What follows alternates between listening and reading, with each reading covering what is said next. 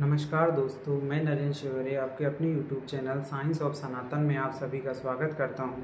आज हम इस वीडियो के माध्यम से एक बहुत ही महत्वपूर्ण घटना के ऊपर बात करने वाले हैं, जिसका नाम है ज्वार भाटा। ज्वार भाटा का संबंध समुद्र से है।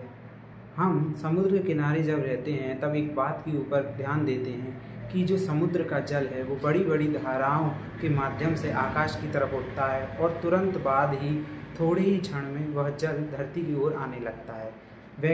विज्ञान में इसे ज्वार भाटा के नाम से जाना जाता है। समुद्री जल का ऊपर की ओर उठना ज्वार और धरती की ओर पुनः आकर्षित होना भाटा कहलाता है। विज्ञान में इस घटना के पीछे एक कारण बताया जाता है कि जो चंद्रमा, जो पृथ्वी का एकमात्र प्राकृतिक उपग्रह है, जब इसका आकर्षण बल प्रबल होता है तब जो समुद्री जल है वो आकाश की तरफ उठने लगता है, और जैसे ही चंद्रमा का आकर्षण बल निम्न होता है या कम होता है, वैसे ही जो समुद्री जल है वो धरती की ओर पुनः वापस आने लगता है।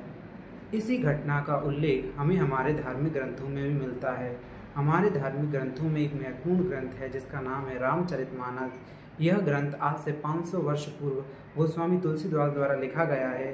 इस ग्रंथ में भगवान श्री राम की महिमा का वर्णन किया गया है। तुलसीदास द्वारा जब इस ग्रंथ का लेखन कार्य शुरू किया गया तब इस ग्रंथ के प्रारंभ में वह गुरु, गणेश तथा अन्य देवी देवताओं की प्रार्थना करते हैं।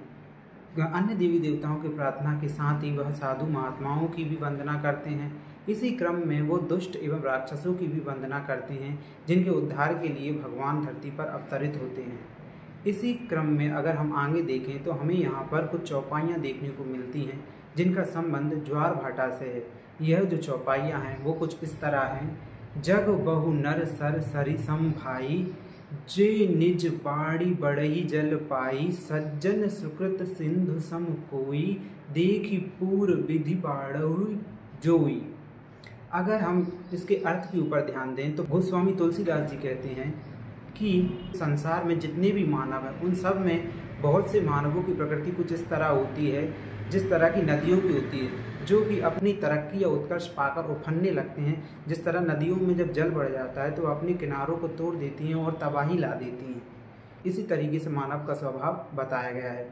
अब हम नीचे की दो चौपाइयों के अर्थ के ऊपर ध्यान दें तो इसमें बताया गया है कि संसार में कुछ ऐसे इंसान भी होते हैं, जो साधु महात्मा इस तरह के होते हैं, जो समुद्र की तरह व्यवहार करते हैं। जिस तरह समुद्र पूरे चंद्रमा को देखकर उफनने लगता है, अर्थात ऊपर की ओर बढ़ने लगता है। इस तरह बताया गया है कि जो सज्जन महात्मा होते हैं उनका भी स्वभाव समुद्र की तरह होता है, जो दूसरों की भलाई, दूसरों का उत्कर्ष देखकर खुश होते हैं।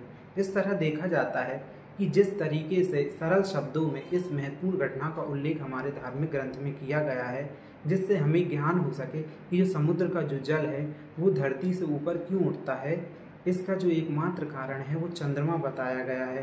तो आप देख सकते हैं कि किस तरह से हमारे धार्मिक ग्रंथों में एक वैज्ञानिक घटना का उल्लेख किया गया है। अगर आप सभी दर्शकों को हमारा यह वीडियो पसंद आया हो तो हमारे चैनल को लाइक करें, सब्सक्राइब करें एवं यह वीडियो ज़्यादा से ज़्यादा लोगों को शेयर करें, ताकि वे सभी इस महत्वपूर्ण जानकारी से अवगत हो सकें।